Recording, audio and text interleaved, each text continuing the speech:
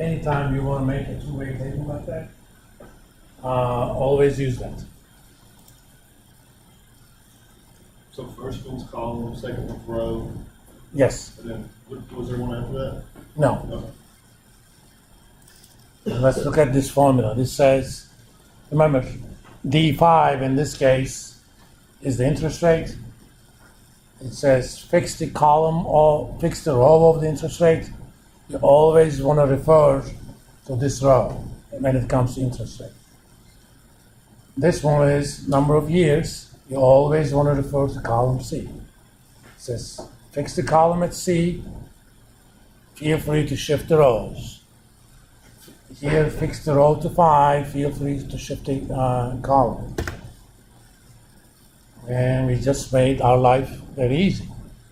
This could have been a table by 500 to a million.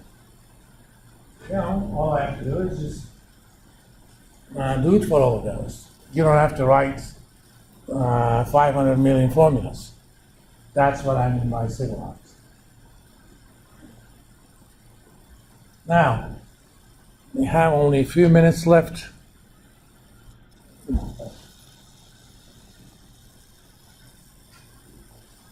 Let me briefly define an annuity. We'll kind of get it started and they'll develop a full template on Monday. It is a level set of cash flows for a fixed amount of time. Do you guys know any annuity in your life?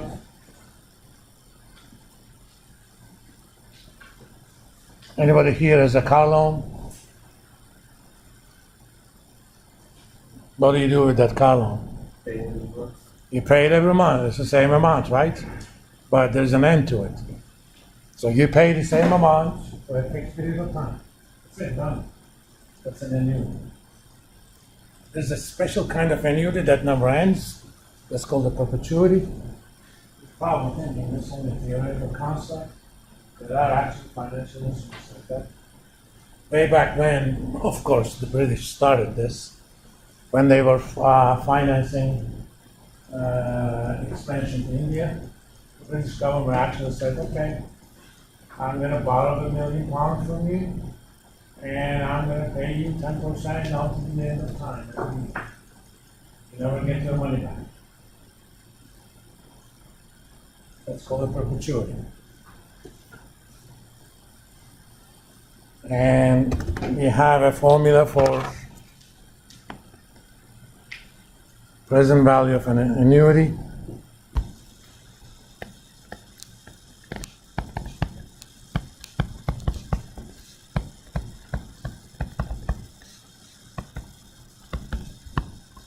That pays in a period, and it's equal to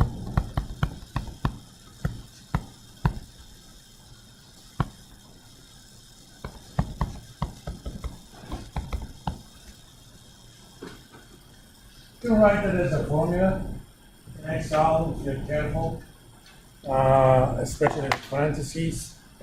But again, we're civilized. Excel actually has a function called, let me do it here. For example, I have my payment.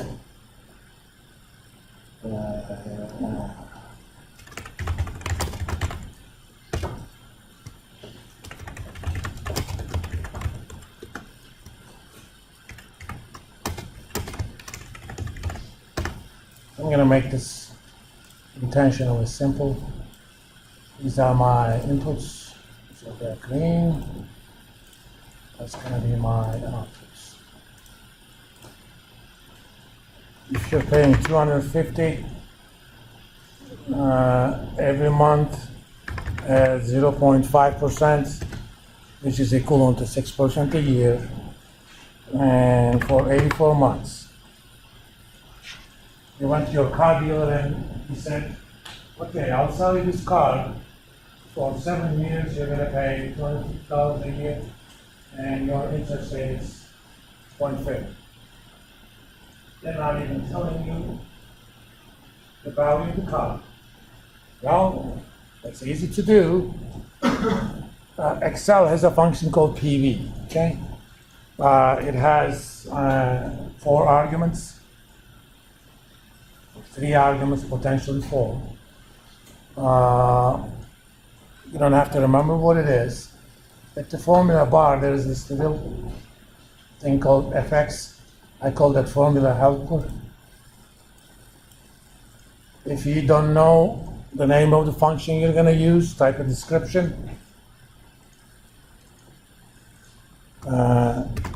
Calculate PV of annuity. Of course, this is not Google.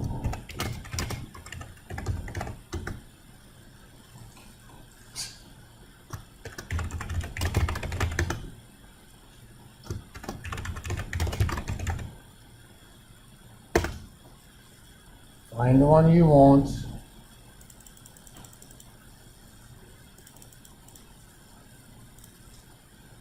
Once you click it, it tells you what it does. Hit OK. This kind of helps you with the arguments. First one is rate. The second one is number of periods. The third one is payment. And it tells you exactly what it is. If you remember from your accounting, numbers in parentheses are negative. This function must have been written by an accountant that thinks in terms of debits and credits. But within finance, present value of an annuity is not negative. So just put a number negative in front. So that means you actually borrowed or you paid $17,113 to the car. Now, let's figure something else. What if I wanted to buy a car that was $25,000? I still want to keep paying $250. Interest rate is 0.5%. How many months do I have to make these payments? We even have a formula for that, but we're not going to worry about that. We're going to do something rather nice in Excel. It's called Goal Seek. It is under Data tab. We're going to do this a lot in this course. At the very end, there is something called What If Analysis. Click on that, hit Goal Seek. It has 3 arguments. The first one is, what's your target? I want to make this cell 25,000, okay? And what is one thing that I'm free to vary around? Because I'm telling you, payment is going to be $250, interest rate is going to be 0.5%. That's the thing I need to change. Hit OK. Done. It basically says, if you want that car, you're going to have to make payments for about 11 and a half years. You just solve the problem. Or, if you're going to insist on 84 months, what would be the payments? Same deal.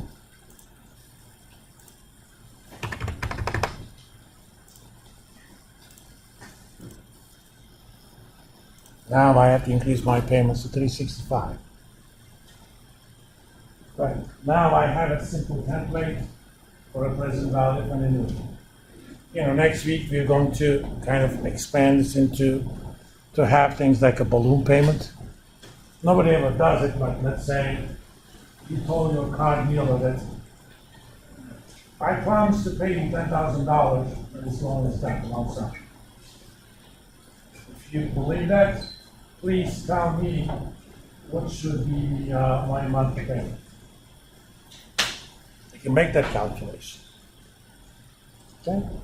Or you can say, I can't afford too much now, but how about I increase the payments 5% every month or 2% every month? Make that calculation. We're going to expand it into those and solve complicated problems. We'll stop here today. On Monday, we're going to basically develop 2 templates for present value of an annuity and a future value of an annuity, and we're going to let those things grow as well, right? And solve interesting problems using those. And this is not a promise, but on a best effort basis, I will make the videos of the lectures available as YouTube links. But don't see it as